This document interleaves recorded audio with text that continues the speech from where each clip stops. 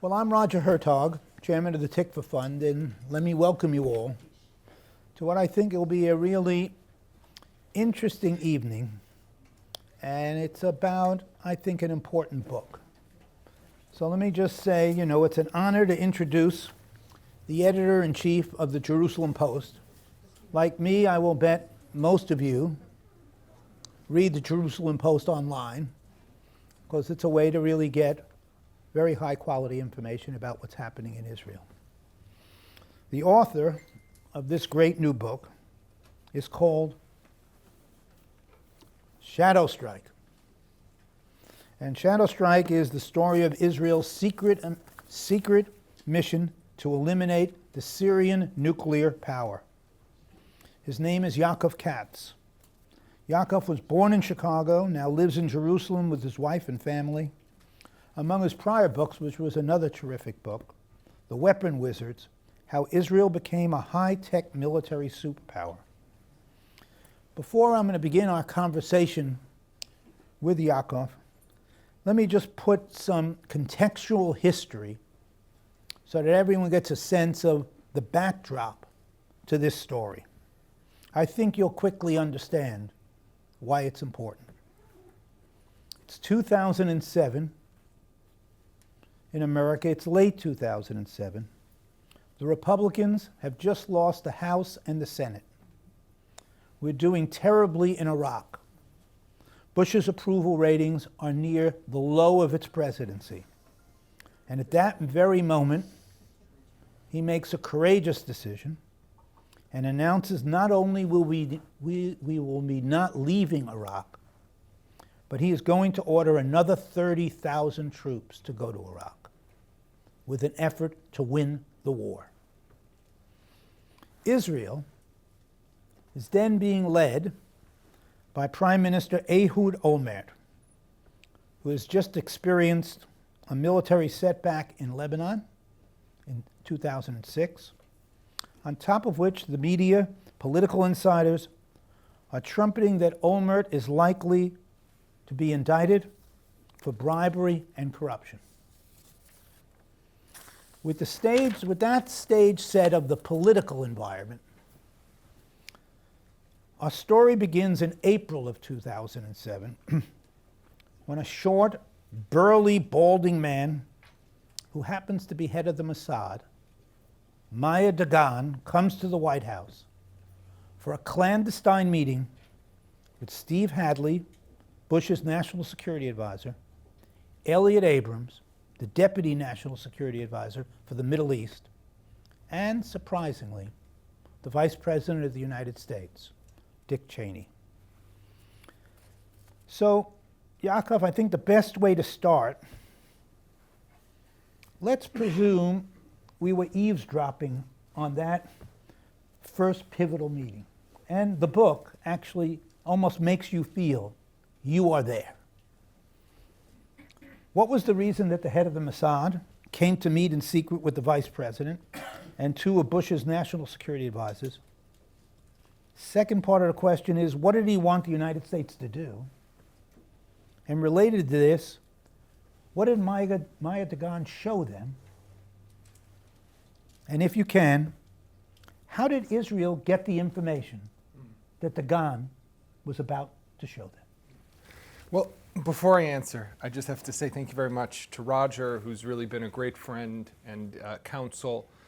And I think it was last summer that I had the opportunity to have lunch with Roger here in New York City. And I was at the end of the book. I had written an ending to the book, but it didn't feel right. And I'm sitting with Roger at lunch, and I'm telling him it over, and he gave me this frame of mind of how to think about the ending of the book. And that's what I wrote. So the ending is very much the seed that Roger planted in my mind at that lunch about statesmanship, and we'll talk about that as well. So thank you very much, Roger, and thanks for having me tonight. Mayor Dagan, who was the head of the Mossad, came to Washington, D.C. just a few weeks after a couple of Mossad agents had raided a hotel room in Vienna, Austria. Israel, for a number of months, had this feeling that something was happening in Syria in the nuclear realm, but they couldn't put their finger on it. And Syria was known to have a nuclear reactor that it got from the Chinese sometime in like the 1990s that had staff of maybe 12, 13 people. Nothing, excuse me, nothing serious. But something was going on. And they heard of Ibrahim Otman, who was the director of the Syrian Atomic Energy Agency, who was traveling to Vienna for meetings at the IAEA, the International Atomic Energy Agency, which is based in Vienna. And the Mossad agents decided to raid this guy's hotel room. Now, you say that as if it's like a simple operation. You just break into the hotel room. So Ehud Olmert in his office had on the wall, I mean, to this detail, the Prime Minister of Israel is involved in where the cars are, where the getaway car is going to be on the street, where the agents go in from, where they could potentially escape from. That's the detail that the Prime Minister has. Anyhow, they go in there and they download his computer. And they come back, and here's the typical Israeli story, right? Because after all, it is Israel. They come back with the material, and the Mossad brings it to the military intelligence guys in the army, in the IDF, and they say, can you process it for us? Now, they forgot to put on the one word on it, urgent. So 2 to 3 weeks go by, and then they get the material. And when they get the material, they discover that they have photos of the reactor core, of fuel rods, and the kicker was Ibrahim Otman, the Syrian scientist, posing for a photo in front of the reactor, with a man of Asian ethnicity wearing one of these blue tracksuits, whose name was Chon Chi-bu, who is the head of the Yongbyon nuclear complex in North Korea. Dagan obviously brings this to Olmert, presents it to him. And there's a whole side story. You mentioned Olmert's investigation. So the day he comes to Olmert, and he's sitting in the office, him, 2 of his deputies, and Ehud Olmert, presenting him with the intelligence for the first time. There's a knock on the door. And Olmert yells, "Go away." And the knock persists, and the door opens, and it's Olmert's media advisor, spokesperson. And Olmert says, "Get the hell out of here. I'm busy." And the spokesperson says, "But Mr. Prime Minister, Channel 2 News," that's the big nightly newscast, now its name has changed to Channel 12, is about to come out with a report of another criminal investigation against you. We have to give them a response. So, Olmert is sitting there grappling with a reality that has now changed completely. Israel is now facing an existential threat. At the same time, he's got to give a stupid response to some news report. But he sends Dagan to Washington to bring this intelligence to the Americans and to update them. You mentioned Cheney. Cheney wasn't supposed to be in that meeting. Olmert had called and asked that Bush meet with Dagan. But the Americans said that's a little breaking protocol, because you don't just, a foreign intelligence chief doesn't just get to meet the president. So they decided to bring him into Hadley's office. He'll meet with Hadley and his deputy Elliott. And then Cheney heard about this and said, this is interesting. He knew Dagan. He knew that Olmert wouldn't make such a call like that. And he decided to sit in on the meeting. And Cheney goes on to play a very important role in this whole story. But what Israel wanted at that first stage was to bring the Americans up to speed, to give them the intelligence, let them start their verification process, because that's what America had to do. But ultimately, the main objective was to get the United States to attack and destroy the reactor. That was what Israel really wanted. So just give me, because I'm diverting from my questions already, because it's one of these little pieces, a fabulous piece of information. So just tell us a couple of sentences about Dagan and the picture in his office. Mayor Dagan was born on a train that was fleeing Poland towards Ukraine sometime in, I think it was 1945, just as the war was ending in Europe. He came to Israel. He's a fascinating character. In Hebrew we have a saying called someone who fights im sakin ben hashinayim, with a dagger between his teeth. That was Mayor Dagan throughout his career. Right? From when he first joined the IDF, Ariel Sharon identified him early on as someone with literally killer instincts, with the ability to adapt and to fight, a courageous warrior. Had him establish a unit called Sayeret Rimon, which back in the 1950s, when we were having these raids of Arab terrorists from Gaza into Israel, they were going into Gaza disguised as fishermen, disguised as women, disguised as whatever, and they were taking out these terrorists inside their homes, inside their beds, before Fauda. Right, wherever it was ever created. Right, this was the original Fauda, and Dagan climbed the ranks of the IDF. He carried out special operations in Lebanon on behalf of Menachem Begin, together with the Lebanese, Christians and all that. And then in 2000, we had Ephraim Halevi, who I'm sure you know well, who was the head of the Mossad. And Ephraim Halevi, fantastic guy, very smart, very deep intellectual, but more a diplomat than a fighter. And the Mossad, he was brought in because if you remember in Netanyahu's first term in office, there was that botched assassination in Amman of Khalid Masha. And they decided that the Mossad needs to take it down a notch. They brought back Ephraim, who had been deputy head of the Mossad, but then was sent off to be ambassador to the EU, because that's what he's more about. They brought him back to straighten out the Mossad, but the Mossad lost its fighter character. And Sharon felt it when he came as prime minister, and he decided to bring Dagan in and gave him that one mission, which is to take down Iran and to undermine Iran's nuclear program. That was the primary mission. In his office at Mossad headquarters just north of Tel Aviv, there was a photo of an older man wearing a talit, a prayer shawl, somewhere in Europe, black and white, with two Nazi officers standing over him, one holding a rifle over his shoulder, another one holding a stick. It was Mayor Dagan's grandfather. And Dagan would tell people when they visited his office, "This is my grandfather. I look at this picture every day, so I remember what happened to us and what we can never let happen to us again." That's that photo. And after the photo was taken, I thought His grandfather was killed. His Yeah. grandfather was killed. murdered. Yeah. That's right. Okay. So now we've three of them have sat there. They've seen this information. So how did the Bush administration go about making this decision? Who outside the national security team did the Americans consult to come up with a recommendation for the president? And what was the reasoning, ultimately, behind the president's national security team for deciding against U.S. action? So that's about half the book, those Okay. questions. That's right. I'm trying to, I mean, you know, we took a little time We there. took a little We time. had a little diversion. I'll tell you, for 10 years, Israel was quiet, never said a word about this. And some stories did come out on the American side, because America had to eventually, Bush had to go to Congress, and there were all these different stories. But if you looked at all the media reports, this always blew my mind. It was as if, so we know that Dagan comes to Washington in April, and we know that on July 13th, Bush calls Olmert and says, "I'm not attacking." And if you read any news report, it's as if we jumped from April to July, like nothing happened. Okay, what happened between April and July? So I met with everyone I could, at least on the American side. And what immediately happened in the immediate aftermath of that meeting, Dagan, after he went to the White House, he went across town to Langley, shared the intelligence with Mike Hayden, who was the head of CIA at the time. The CIA started with the whole verification process of the intelligence, right? They had identified the building, but they never knew what it was, just from satellite footage, a sweeping of Syria.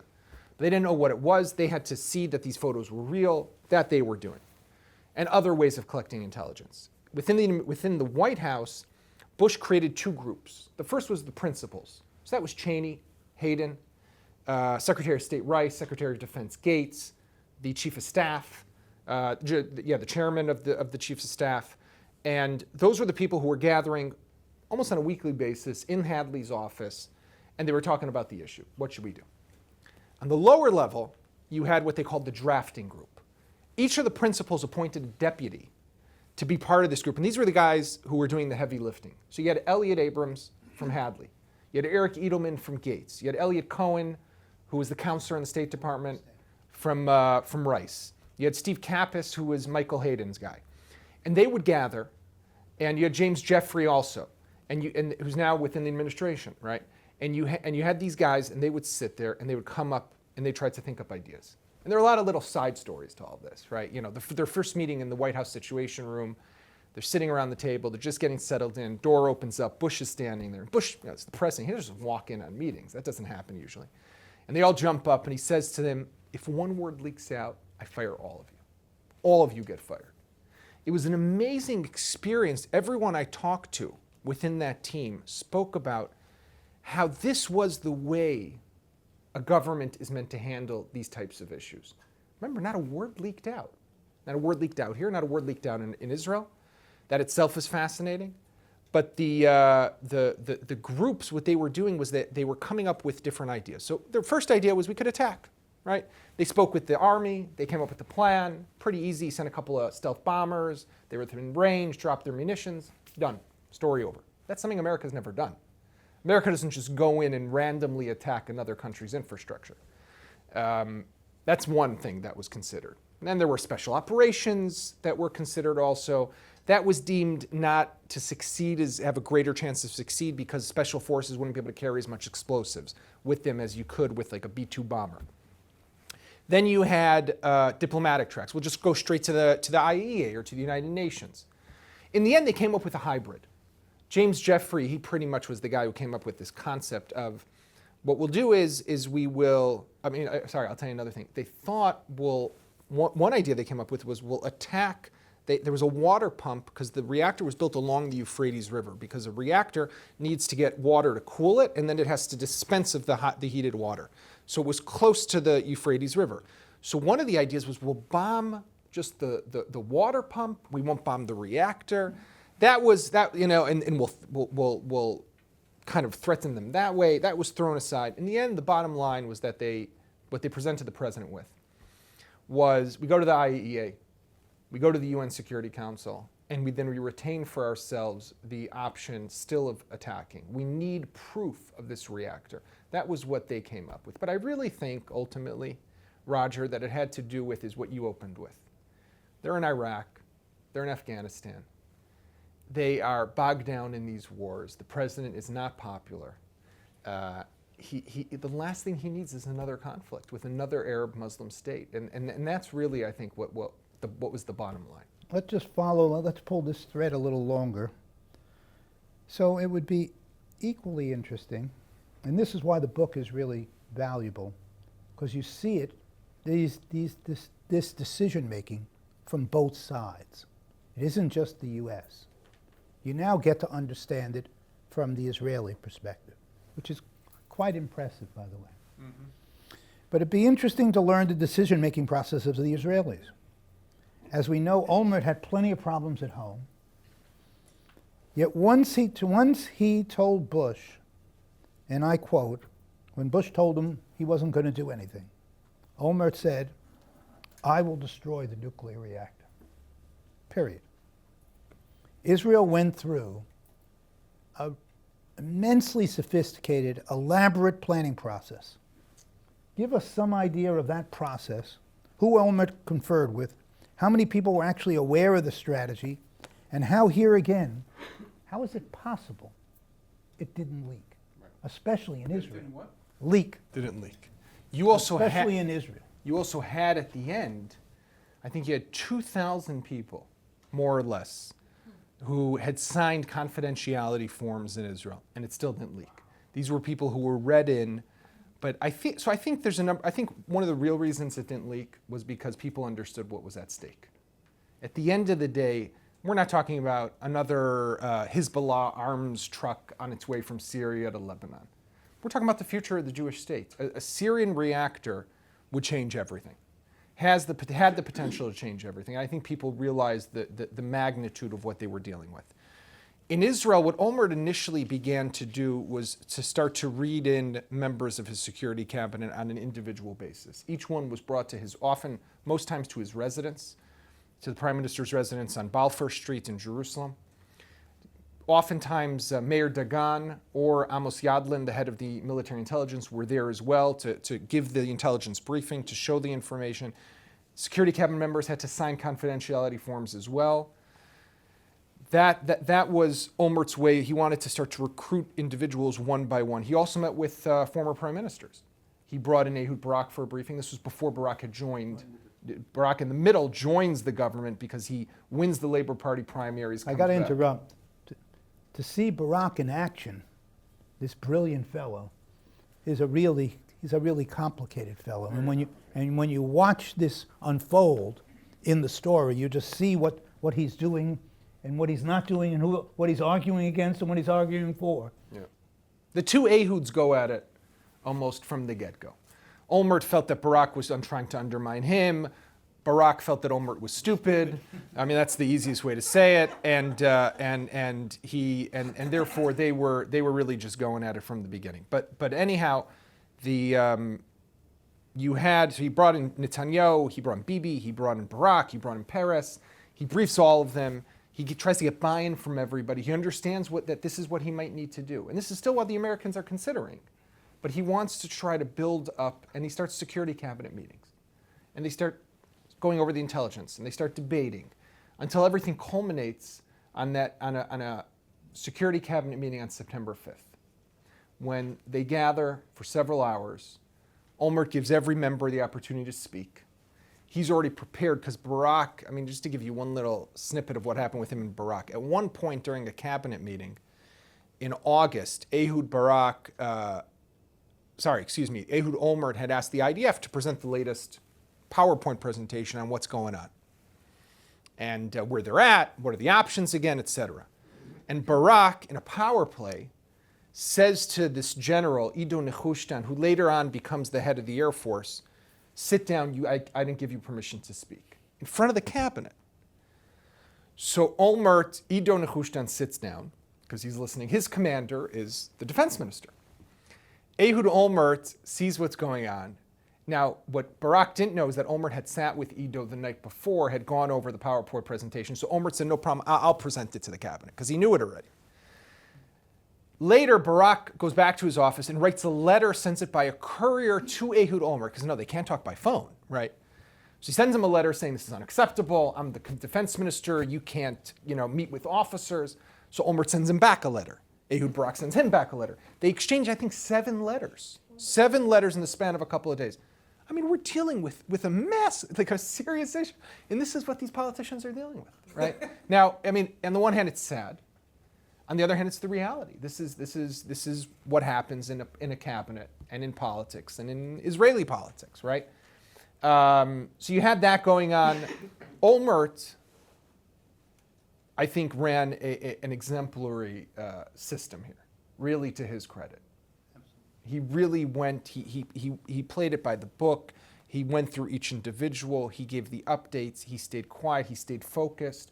I think really to his credit, and that was one of the big surprises for me when I did the research on this book. I spent a lot of time with him, and people could say, you drank his Kool-Aid, which could happen. But the thing is, when I hear it from everyone else, except for Barak, right, and that makes sense. Barak was the only person who did not have good things to say about Olmert. When I hear it from everyone else, when I hear it from everyone on the American side, right, when I'm hearing from the Vice President of the United States, how they were blown away by the way Olmert ran this whole thing, then something was right. So now they bomb it successfully. But this now comes another moment with an enormously dramatic and intense moment in the book, is after the reactor is destroyed. So there are like a couple of questions here.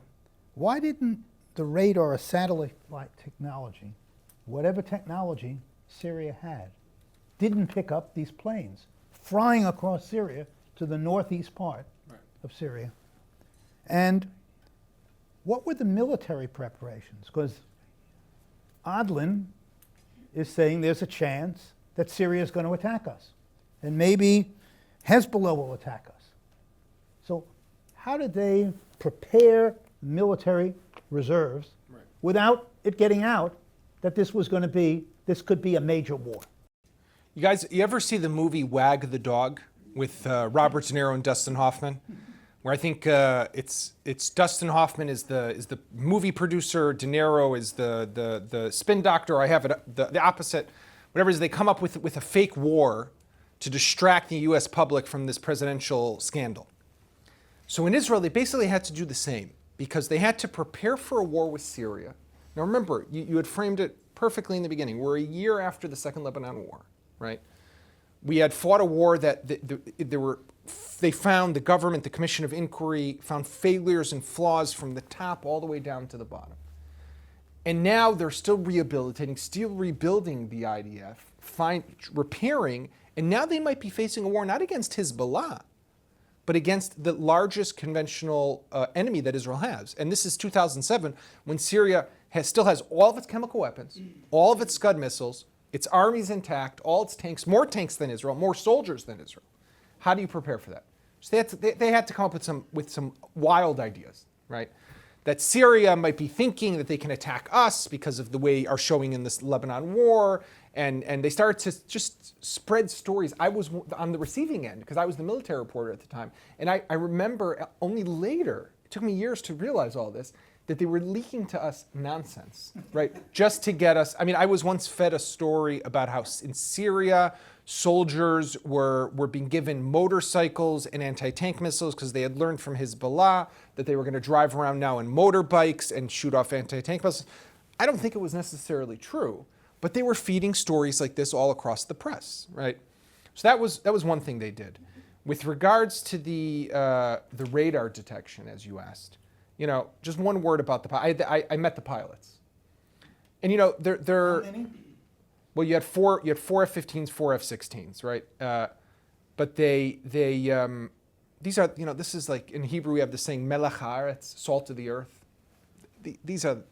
That's these guys, right? And you're just impressed. People really high quality. Young, you had young 20-year-olds pilots who had just finished the pilot's course, 45-year-old reservists, everyone together flying. And they had been training for a couple of months, but they were never told what their target was. They were told it's far away. So in their minds, they're like painting, they're drawing this imaginary circle around Israel. Where could it be? Where are they sending us? Hundreds of kilometers away. They don't know, but they keep on training. Only the bombing took place just after midnight, September 6th. So only the afternoon of September 5th. We're talking 5-6 hours before they fly off on their mission. What's the message that he gives what's the message that I think the head of the Air Force gives? Cheneys. Yeah, gives these pilots?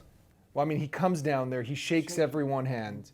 He tells them, I believe in you. Yeah. He tells them you're embarking on a mission to save and secure the continued existence of the state of Israel. I mean, he speaks to these pilots. I still, I get the chills thinking about it again. But when they get that news that they're going off to bomb a nuclear reactor, I mean, you can imagine what they're carrying now on their shoulders, right, to go do this. How did they do it? So Ehud Barak, I'll tell you by story of Ehud Barak. Ehud Barak, he's obviously in the military headquarters throughout the night. He comes home in the morning. He was living in one of these apartment towers overlooking the Ayalon Expressway in Tel Aviv. And I think he was living then on the 23rd floor. And he goes out to his balcony to have a cup of coffee, I guess, and he's standing there and he's looking out at Tel Aviv and he's looking and thinking about what could have been or what could still happen if Assad decides to let loose the Scud missiles. And then he realizes that all those fighter jets had literally flown all the way to Syria, lower than where he's standing right now on the 23rd floor of his apartment. So how'd they avoid detection? They flew pretty damn low. You say 200 feet. Yeah, I mean, that's what it was, the whole way there, right? Until then they get over the reactor, they got to climb to be able to drop their bombs. They drop their bombs, and once they do that, they're detected. So Syria did fire off air defense missile systems, but they were nowhere near the aircraft. The planes got the hell out of there, and they skirted along the Syrian-Turkish border, and then you have the side story of where they dropped some of their fuel tankers because they carried extra fuel. They landed in Turkish territory. That set off a little mini crisis with the Turks, but that's how they did. So I don't like what-if questions, but I can't help myself. What if Israel hadn't bombed the reactor? As we now know, 5 or 6 years later, Syria is in disarray. There's basically this revolution. The country is in real crisis. ISIS, in fact, has taken a big piece of territory not that far from this reactor. Iran has its Revolutionary Guards in Syria. This would have had devastating consequences. I think you're 100% right. I think that when you look at this story, you have to ask the what-if question. Because it's what if Israel had not acted? Israel did not just save itself, I think. Israel saved the world. Because when in 2011 civil war broke out in Syria, the people took to the streets. So in 2014, ISIS takes over the Deir ez-Zour region in Syria where the reactor was. Now imagine the reactor had still been there. They'd get their hands on a nuclear reactor. And even if there weren't yet bombs, radioactive material, I mean, imagine what ISIS could have done with this, right? That's one. Two, Assad himself look at what brutality he has demonstrated in the last 8 years of the Civil War. Over 500,000 people murdered, killed in fighting, dropping chemical weapons or what remained of his chemical weapons on his own people. What would have stopped him from using a nuclear weapon? What would have stopped him from using a dirty bomb? Who knows what he was capable of? He surprised the world. I remember when Barack was still defense minister, in the beginning days of the so-called Arab Spring, a number of times Barack said, Assad's days are numbered. He'll be out, I mean, you remember this, he'll be out in a couple of weeks, couple of months. He surprised the world. He surprised the world with his brutality. He surprised the world with his resilience. But a lot of that was because there was no stop. He would do anything. So when you think about the what if, it's frightening. It's literally frightening. So what would have been, if you had been sitting in those meetings with Bush, you had been working on the National Security Advisor team, what would have been your case for the United States to bomb that reactor? Well, I could tell you what Dick Cheney's case was, which I think, in hindsight, he really was right. Right. Cheney had suspicions from the beginning. He was obviously the bigger hardliner within the administration. But he felt that this was America needed to do this because America needed to lead and needed to lead by example. That's number one. Number two is that this is a threat to the world. It's not an Israeli issue, right? This is a global issue, and America needs to deal with it. And number three, he understood, as Olmert understood, that America had an opportunity to send a message to the entire world, but specifically to two addresses, North Korea and the Iranians.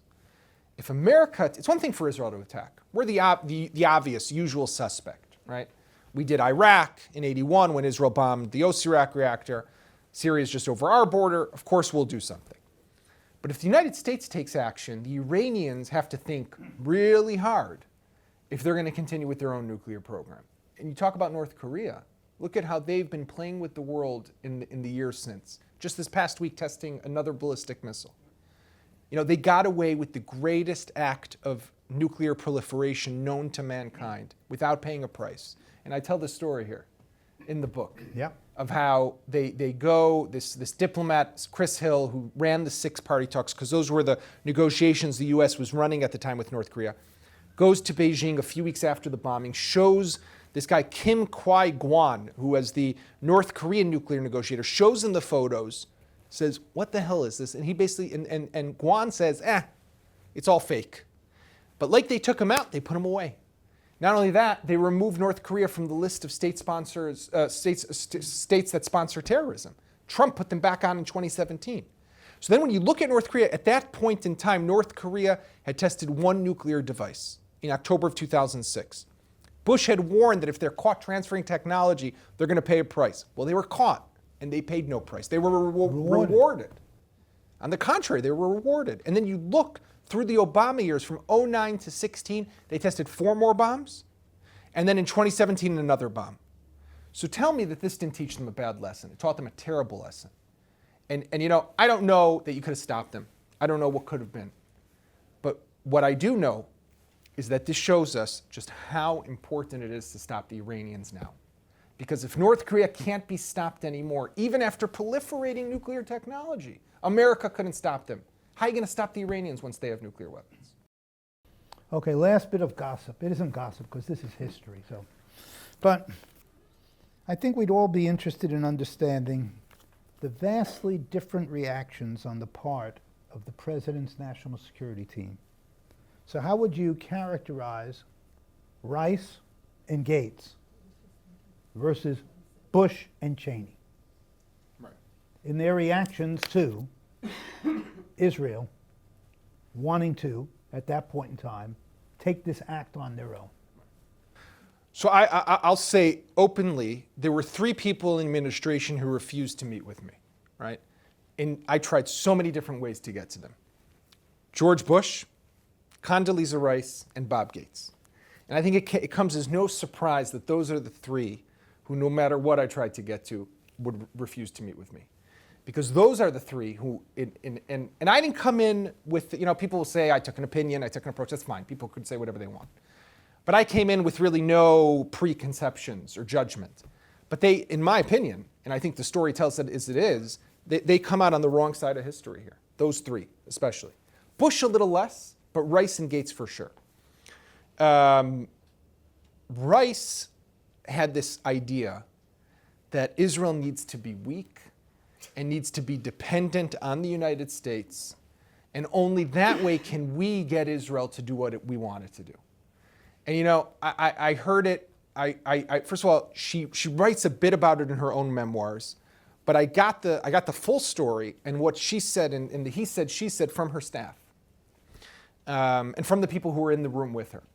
That was the approach that she took to this. If we let Israel act, if we act on behalf of Israel, forget about it, right? They control us, and if we let them do it, then they're controlling us too. So what did she want? What did she want to do? Well, she wants to go to the UN. She wants to go to the Vienna. She's got this whole plan there. She also, don't forget, September of 2007. So that's when we attack. What happens in November, if you remember, the Annapolis conference, right? That was a great success. With Olmert. Olmert comes to America, goes to Annapolis. Abu Mazen, Mahmoud Abbas comes. The Syrians even send, I think, their deputy ambassador or something like that here in the United States. They attend. This is another way to try to kickstart the peace process, which then again failed. But that's where Condi wanted them. Condi wanted Israel weak and subservient to some extent to the United States. Gates was also a little complicated. He even classified himself as being pro-Israel. He calls himself pro-Israel, and he came to Israel. He came to Israel. Some of my best friends are Jews. Right. Yeah. He came to Israel Secretary of Defense. And the first time in a long time, the Secretary of Defense did not come to Israel. But with that said, he felt that Olmert had way too much pull over and sway over the president. Even after the president holds the final meeting in what they call the Yellow Oval, it's up in the residence. A lot of these meetings, by the way, that Bush held were not in the Oval Office. They were held up in the residence, off books, not on anyone's schedule. No one could know about it. Just the small little team. Everything was done by everything was written down on hand notes. Elliot Abrams. He was the official note taker. He tells a story of how after one of these meetings, he forgot his notebook under his chair. He finds himself back in his office in the executive building across the street, directly opposite the Oval Office, the West Wing, dashes back inside, gets there, feels like he's about to be, if they catch him, they shoot him because he forgot these notes there. Thankfully, that didn't happen. But the meeting ends. Bush says, okay, this is what's going to happen. We'll offer it to the president, to the prime minister. And then he calls the prime minister. Gates still tries to get Bush, after Bush tells Olmert, okay, if you're going to do it, go ahead. He still tries to get him to put the brakes on Israel. That Israel can't act on its own. We need to give them a red light. And then there's Cheney. Cheney, I spoke about before, who I think was really, took the right approach. And Bush was in a difficult position. To Bush's credit, he didn't try to stop Olmert. There's that phone call that takes place on July 13th. You got Bush in the Oval Office. Hadley and Abrams are there also on the phone, listening in. Olmert's in his office in Jerusalem. He's got two staffers who are also listening in. Bush says to Olmert, I've decided to, this diplomatic approach. He explains it to him. He says, I'm going to send you Condi. We'll come on Monday. You guys will hold a press briefing, blah, blah, blah. Olmert says to him, unacceptable. If you want to attack, I will attack. Elliot was sure that when Bush puts down the phone, he's going to be really upset. How dare the Israeli prime minister talk back to him like that? But Bush puts down the phone and says, I like this guy. He's got big, and I'll let you finish the line. But Hadley explained to me that this very much fit into Bush as a personality. He appreciated leaders who stood up for their convictions, who stood by what they believed, who stood up for what they felt was right. And that's why he had this really great relationship with Olmert. Okay, I think you can see it's a pretty interesting book. At least I hope you think it's interesting. And the way you can find this interesting further is you can buy it. I always plug books. Thank you, Roger. Guys spend their time writing this, and the least we could do, even if you don't read it, is buy a copy, because they can use the money. Buy two. So we have a little bit of time for questions.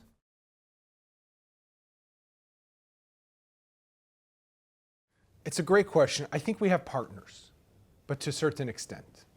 I think the lesson that I walked away with from this book, and the way I end the book, my last line in the book pretty much is that saying by Hillel the Elder from the time of the Mishnah 2,000 years ago, which in Hebrew was, Im ein ani li mili.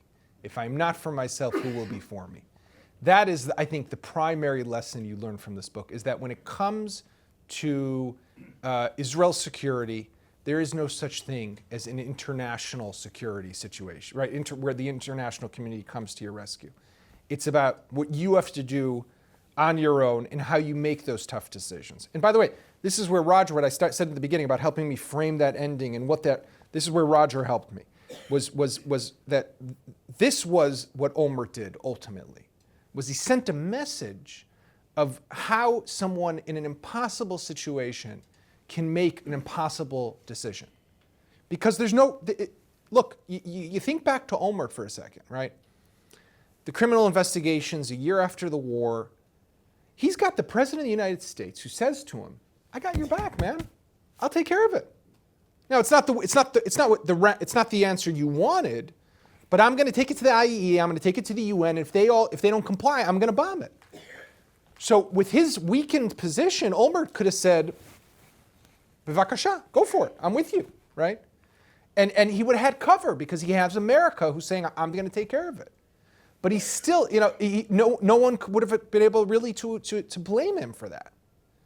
But he stood up and he said, no, this has got to go away. Because he understood. He saw something, I don't know that other people would have seen it. People have asked me, would Bibi have made the same decision?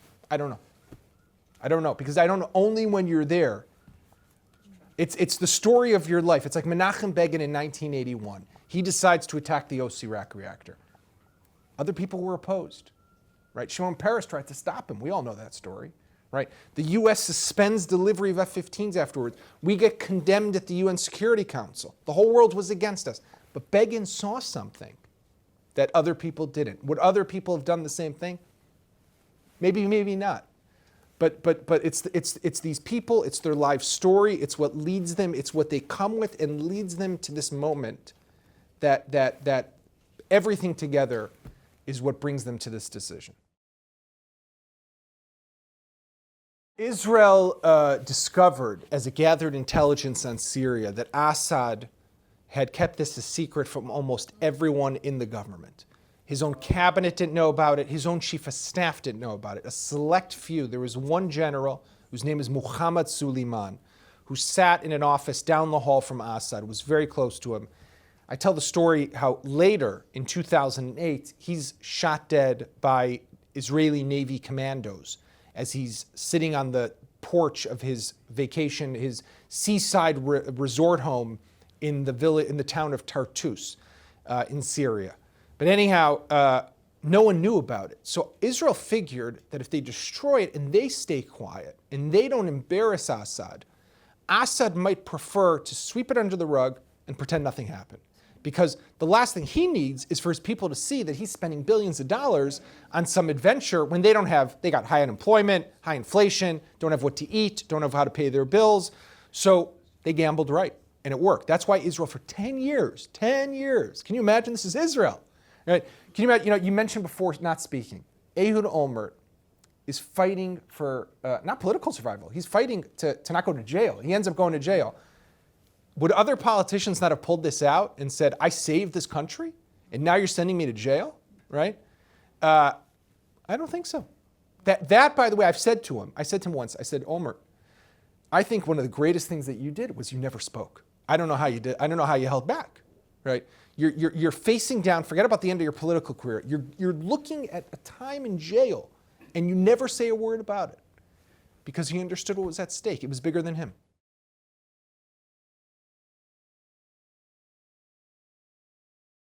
We definitely need to stop them. Someone needs to stop them. They need to be stopped. Iran is it's a whole different level of a threat. Iran learned the lessons of Iraq and of Al-Kibar. That was the name of this reactor. These were single facilities above ground. They've scattered their facilities throughout the country, some of them deep underground, like Natanz, Qom, and others. Much more complicated. It's farther away than Syria. This is just over the border. not a complicated military operation. Iran is much more complicated. But I still think, from what I know, from what I've seen, and I've been in these briefings with the Air Force where they've laid out the maps and showed us which squadron would go where in a potential operation, they claim they can do it, they can cause enough damage. But it's only enough damage to set them back, right? Ultimately, the know-how is there, and they'll be able to rebuild. So the question has to come, what comes after, right? The Iranians aren't just going to sit back, right? And there will be retaliation, and let's say we'll manage with that, right? Hezbollah, okay, we'll manage with that. That's not an existential threat. That'll be terrible.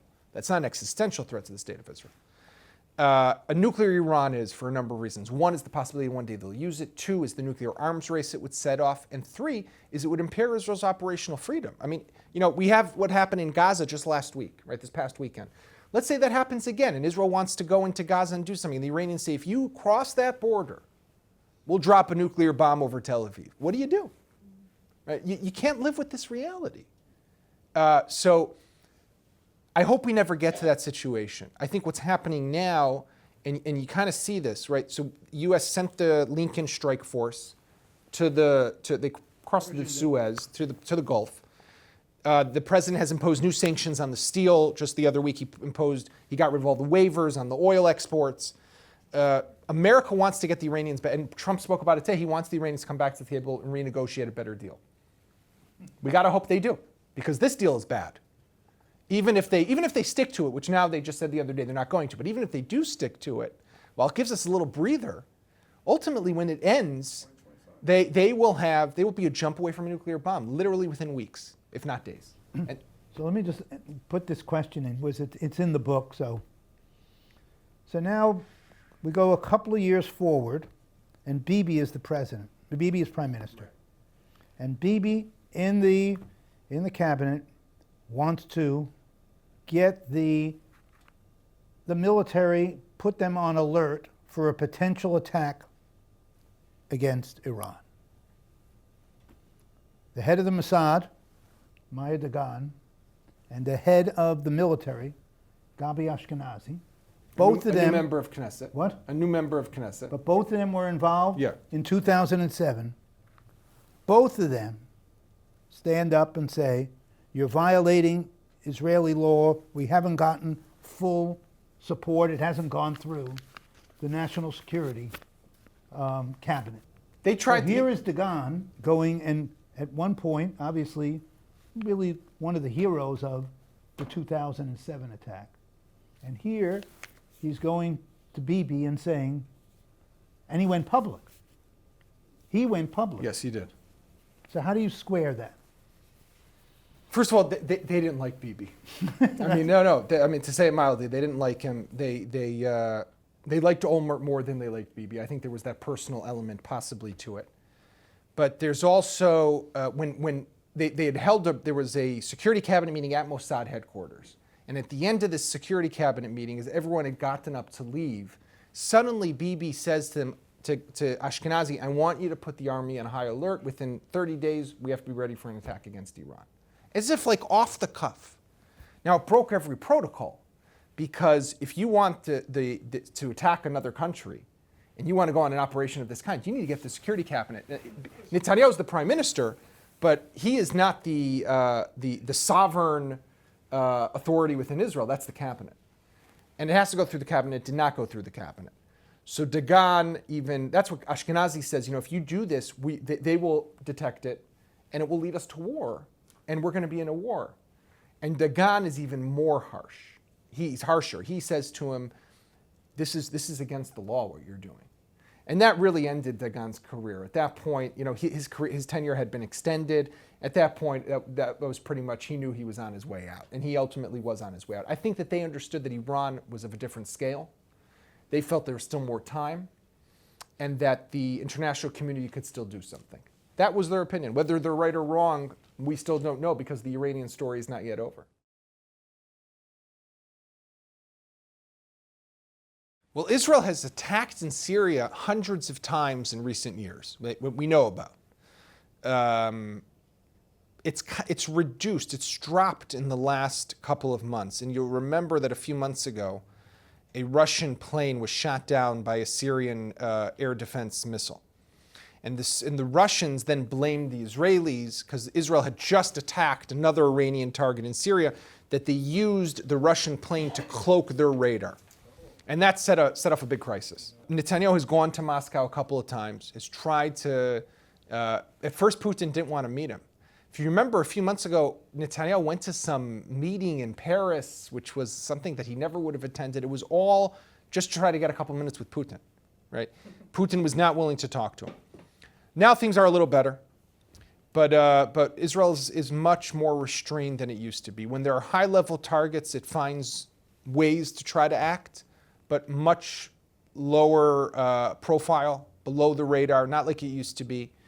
And with that said, that coordination mechanism still exists. You know, I'll tell you something. In Israel, in Tel Aviv, where the Kiryas, the defense ministry, and the military headquarters, right across from the Azrieli Towers off the Ayalon freeway, underground is what's known as the Bor. That's the Hebrew for pit. It's the underground command center. And in there, 24/7, sits an IDF officer, Russian-speaking, who's got a hotline that connects him directly to Tartus, to the Russian base in Tartus, where a Russian officer sits.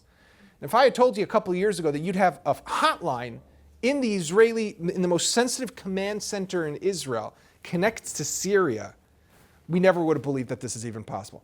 This is the mosaic of the Middle East today. It's a whole other world. It's a whole other reality. And you know, we have to learn to live with it, but I'll just throw one other piece of information into it.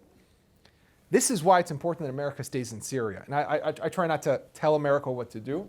What you're going to do. But I'm going to do it now anyhow, because you know, when Trump said he's pulling them out, he's keeping them in, and I think that's still like undecided. It's unclear exactly what they're doing.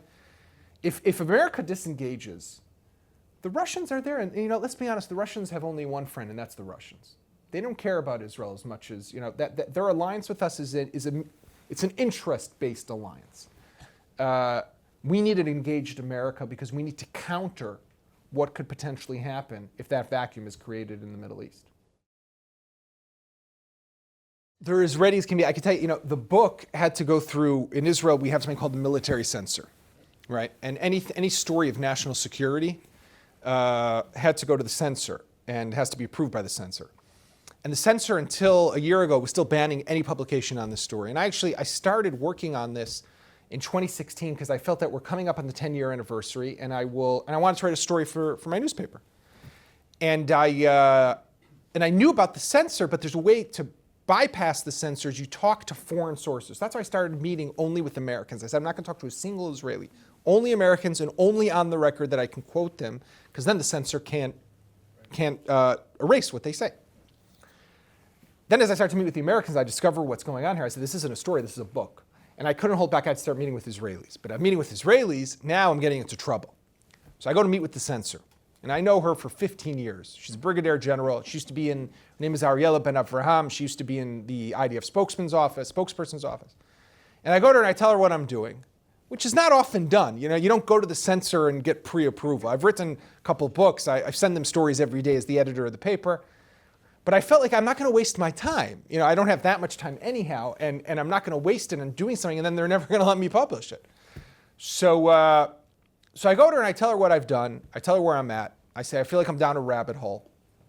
If you tell me, Yaakov, there's no chance in hell, I'm going to stop. And she said to me, don't stop. And I said, so you mean one day you're going to lift the bench? She said, I didn't say that, but don't stop. So I kind of saw it, talk about green lights, red lights. I saw it as a yellow, orange light or something. So I kept on going. And then they lifted the ban after I had sent them the book, whatever. But I mentioned the censor because that question, there's a lot of pieces there that they had cut out. One of the pieces, because they're not in the room right now, is Israel is, after the Second Lebanon War, we're still replenishing our munitions, right? You have, in the span of a couple of weeks, in the summer of 2007, massive freighters of ships that are coming into Israel and are bringing huge stockpiles of munitions. Huge. From the United States, which is a whole separate story in of itself. Couldn't tell it in the book. But what? What about 2019? Are they still 2019. I mean, no, obviously that's the relationship that goes on, but it would have just given away some of the ways that this happens. And you had some of these ships that were coming and bringing with it a lot of these weapons. You had a lot of other stuff that were going on. Israel was getting ready for a massive war. And that was part of it. Another thing that they did was they started training again in the Golan Heights, which is something that they hadn't done for years. A lot was happening. They were trying to get the forces ready, but they were going to be as ready as they could be. I mean, you know, that would have been the reality. How that war would have looked, thank God we don't know, right? Someone wrote a book about Stuxnet. Stuxnet, I'll tell you the problem with Stuxnet was this virus that Israel worked on together with the United States. The NSA together with Shmona Matayim, 8200 in Israel, and the Mossad. And it infected Natanz and the uranium enrichment facility in Iran. By the way, you know how it worked? It was so sophisticated that, so they got it into the uranium enrichment center, which is a whole story in of itself. But what it did is the centrifuges are controlled by these massive Siemens control systems. And it showed the operators that everything was fine, but what it really did was it played around with the frequency of how the centrifuges spin around. And centrifuges are very sensitive machines. So it had to go up a few degrees, then drop a few degrees in the frequency of the way it spun, and that was enough to break it. No one talks about Stuxnet still in Israel. No one. But I will tell you one story, and with this we can end. Amos Yadlin, who was the head of military intelligence, during this whole story, and he's really one of the main characters of the book. We didn't talk a lot about him, but he's up there with Dagan as well. He was one of the pilots who bombed the Iraq reactor in 1981. He's from the Air Force. He was one of the guys who flew there with Ilan Ramon. You remember our first astronaut who sadly was killed in re-entry to Earth in 2003. Yadlin was one of those pilots. So Yadlin, you go to his office, and he has on the wall a citation. It's kind of like, it's not a medal, but it's like a certificate of honor or citation or something that he got from the head of the NSA for participating in an operation together with them for something, right? There's only one person in the world who has taken part and basically led attacks, and not on one reactor, not on 2 reactors, but on 3 reactors. That's Amos Yadlin, right? So he was involved in Iraq as a pilot. He was involved in Al-Kibar as the head of military intelligence, as one of the planners. And that citation on his wall, when I said to him, that's Stuxnet, I only got a smile. But that's what I'm guessing. Thank you very much. Thank you, Roger. Ladies and gentlemen.